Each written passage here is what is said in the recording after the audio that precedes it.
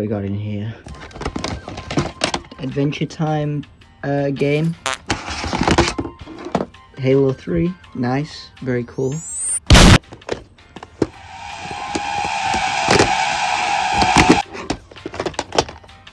Need for Speed Undercover.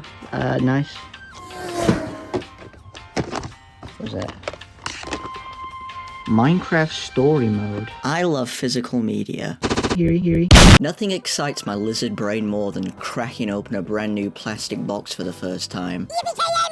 Removing the silver circle within, and then shoving it into another plastic box. I need a medic bag! Or going back into my collection and dusting off an old classic like WWE Smackdown vs. Raw 2008. Featuring ECW. Knowing that no matter what, it will be mine forever, to be revisited whenever I please. But I must be an old dirty bastard, because in the year of our Lord Rey Mysterio 2023, physical media in gaming is on a pretty steady decline. It seems like more and more developers are opting to release games exclusively on digital formats, and console giants like Xbox and PlayStation are ripping out disc drives left and right. But you filthy children are probably wondering, hey, why should I care? That just means I can play an infinite amount of games without having to leave the comfort of my 100 office chair, computer game chair, video game chairs, gaming chair, ergonomic computer, cockpit, Happy-Chair, esports chair with comfortable neck and lumbar, spine tiresome. To which I would say, wow, where the fuck did you get $17,000 to afford that one, you millionaire Michael you? Money, motherfucker. But I would also say this. Physical media grants you the most power you could possibly have as a consumer, and that is truly owning a product. When you go to the store and pick up Walter's Wonderworld for the Nintendo Switch, that is now yours to do what you want with for as long as you don't accidentally swallow the cartridge whole. If you're feeling nostalgic for that shit in 50 years and want to revisit it, then all that's limiting you from doing so is the hardware. This, of course, is not the case with digital though. You see, as times go on and technology progresses, older generations of console get, expectedly, left behind, which means the closure of those digital stores, which means bye-bye to all those games, unless you have access to a physical copy. Let's talk about resellability. Right now on the Xbox store, you could buy underrated classic Max Payne 3 for around 20 quid, give or take depending on sales or whatever. On eBay, however, you can get that same game for around £5, with the added benefit of some nice shelf padding.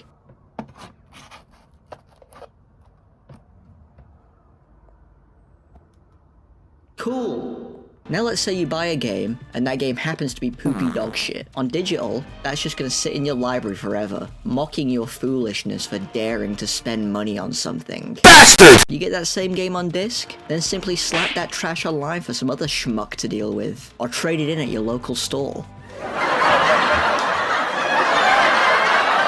Now, I already touched on digital stores aging out, but digital products just disappearing doesn't end there. Entire digitally exclusive games can just be removed from marketplaces forever. And what makes it even scarier is that this fate isn't just limited to old stuff. In 2014, one of the greatest horror experiences ever made was released. I'm of course talking about Hideo Kojima's PT.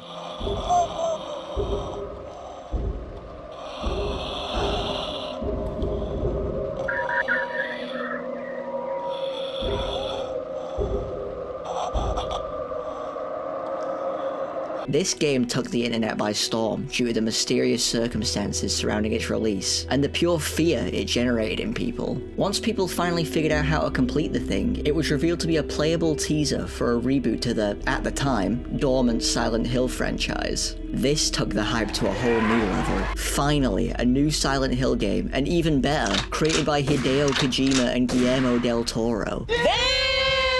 If this tiny little demo was anything to go by, this was looking to be an absolute masterpiece in the making. The excitement was basically universal.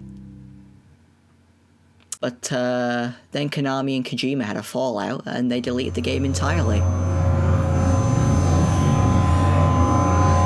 Now it lives on only in Markiplier Let's Plays. Oh, fuck me! Smash. Another thing I want to touch on is file sizes, because it's getting truly ridiculous. The shift over to focusing on digital releases means developers no longer have to worry about restricting file size as much as they used to. But bigger is better, right?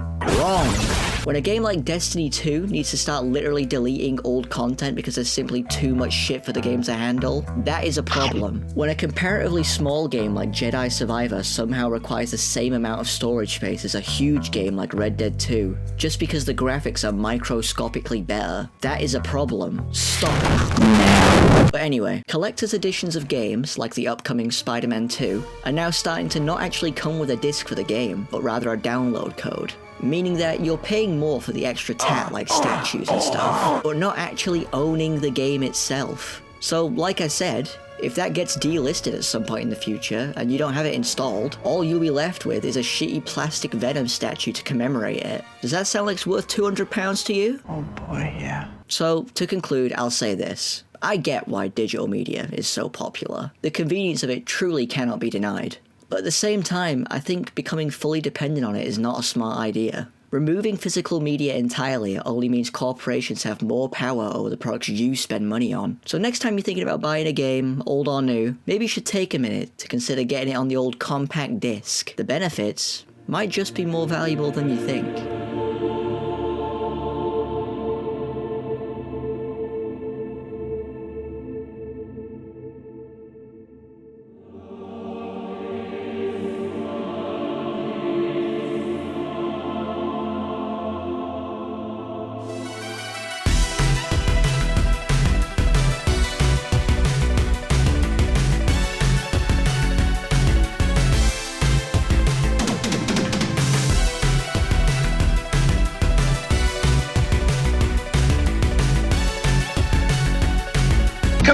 Come here. Let me see your butt.